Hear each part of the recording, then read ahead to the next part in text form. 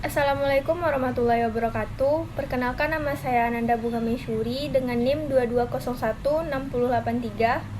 Baiklah, saya akan mempresentasikan materi tentang tataran fonologi. Tataran fonologi, bidang linguistik yang mempelajari, menganalisis, dan membahas runtutan bunyi-bunyi bahasa disebut fonologi. Kata fonologi secara etimologi berasal dari fon dan logi, yang berarti fon artinya bunyi dan logi berarti ilmu. Jadi, fonologi adalah ilmu yang mempelajari bunyi bahasa.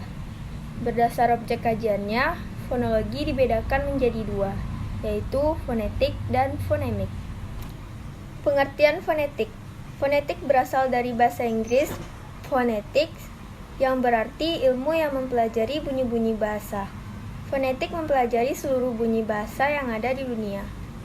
Dalam fonetik, yang dikaji bukanlah bunyi bahasa yang membedakan arti, karena yang membedakan arti itu antara satu bahasa dengan bahasa yang lain berbeda-beda. Umpamanya, bunyi R dan bunyi L. Dalam bahasa Indonesia bersifat membedakan arti. Hal itu dapat dicermati pada kata rupa dan lupa. Kata rupa berbeda arti dengan kata lupa. Namun, dalam bahasa Jepang, bunyi R dan L itu tidak membedakan arti. Demikian pula dengan bahasa-bahasa yang lainnya. Chair, tahun 2012, halaman 102, mengemukakan bahwa fonetik adalah cabang ilmu bahasa yang mengkaji bunyi bahasa yang tidak fungsional. Berdasarkan proses terjadinya bunyi, fonetik dibedakan atas 3 jenis, yakni yang pertama, fonetik artikulatoris. Yang kedua, fonetik akustik. Yang ketiga, fonetik audiotoris. B. Proses terjadinya bunyi bahasa. 1. Alat ucap. Sebenarnya, alat yang digunakan untuk menghasilkan bunyi bahasa mempunyai fungsi utama yang bersifat biologis. Umpamanya, paru-paru untuk bernafas, lidah untuk mengecap, dan gigi untuk mengunyah. Namun, secara kebetulan, alat-alat tersebut digunakan untuk berbicara.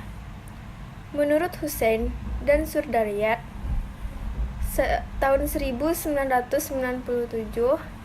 halaman 9 sampai dengan 11, alat-alat ucap tersebut sebagai organ tubuh memiliki fungsi dan cara kerjanya masing-masing.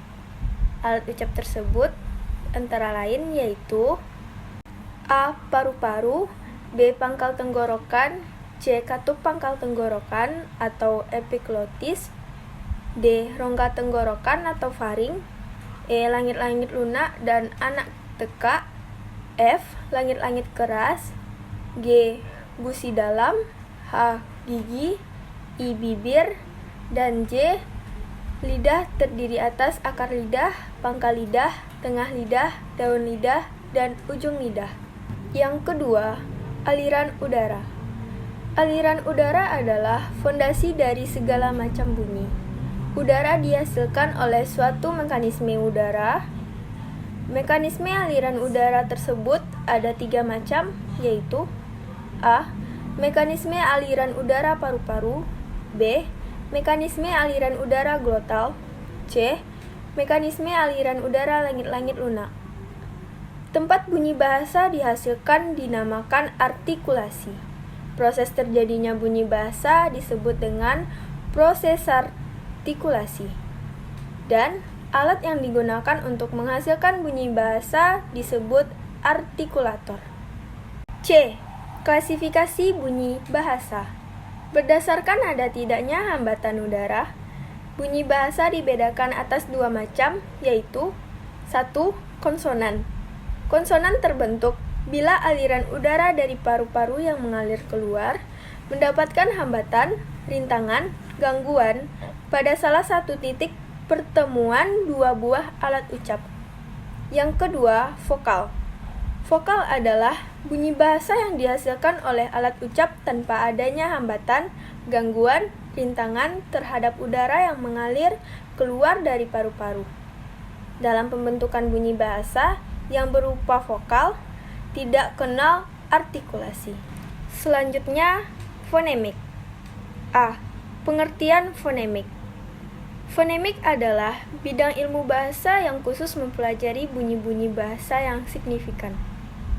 Bunyi bahasa yang signifikan adalah semua bunyi bahasa yang bersifat membedakan arti. Berbeda halnya dengan fonetik yang mempelajari semua bunyi bahasa secara umum. Fonemik mengamati bunyi bahasa tertentu atau bunyi bahasa dari suatu bahasa tertentu secara fungsional. B. Fonem. Fonem adalah bunyi bahasa yang dapat membedakan arti atau makna. Dengan demikian, semua bunyi yang terdapat pada suatu bahasa yang dapat membedakan arti disebut dengan fonem. C. Pengenalan fonem. Sebagaimana telah dijelaskan bahwa fonem adalah bunyi yang membedakan makna. Lalu, bagaimana cara menentukan bahwa sebuah bunyi itu adalah fonem? Untuk mengenali apakah sebuah bunyi itu adalah fonem atau bukan, maka langkah yang pertama yang harus kita lakukan yaitu cari sebuah satuan bahasa. Satuan bahasa itu lazimnya berupa kata yang mengandung bunyi tersebut. Yang kedua, bandingkan dengan satuan bahasa yang mirip. Dengan kata lain, cari pasangan minimalnya jika satuan bahasa yang dibandingkan itu berbeda maknanya, berarti bunyi tersebut sebuah fonem. D. Jenis fonem. Fonem dibedakan atas dua macam, yaitu fonem primer dan fonem sekunder. Fonem primer adalah fonem-fonem yang terdiri atas bunyi-bunyi bahasa. Fonem primer disebut juga fonem segmental. Fonem sekunder adalah hal-hal lain yang juga dapat membedakan arti fonem. Fonem sekunder disebut juga dengan fonem suprasegmental atau fonem non-segmental. E. Alofon. Alofon adalah variasi bunyi dari sebuah fonem yang tidak membedakan arti. Umpamanya, fonem I dalam bahasa Indonesia memiliki 4 alofon. F. Distribusi fonem. Dalam suatu bahasa, fonem mempunyai distribusi tertentu. Distribusi fonem dalam suatu bahasa tidak sama dengan bahasa lain.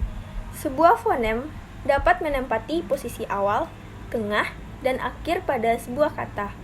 Maka, dapat disimpulkan bahwa tidak semua fonem dalam bahasa Indonesia menduduki posisi awal, tengah, dan akhir.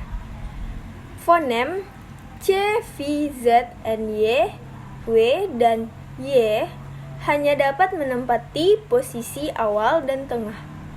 G. Fonotaktik. Sebuah bahasa mempunyai aturan tertentu dalam mengurutkan fonem.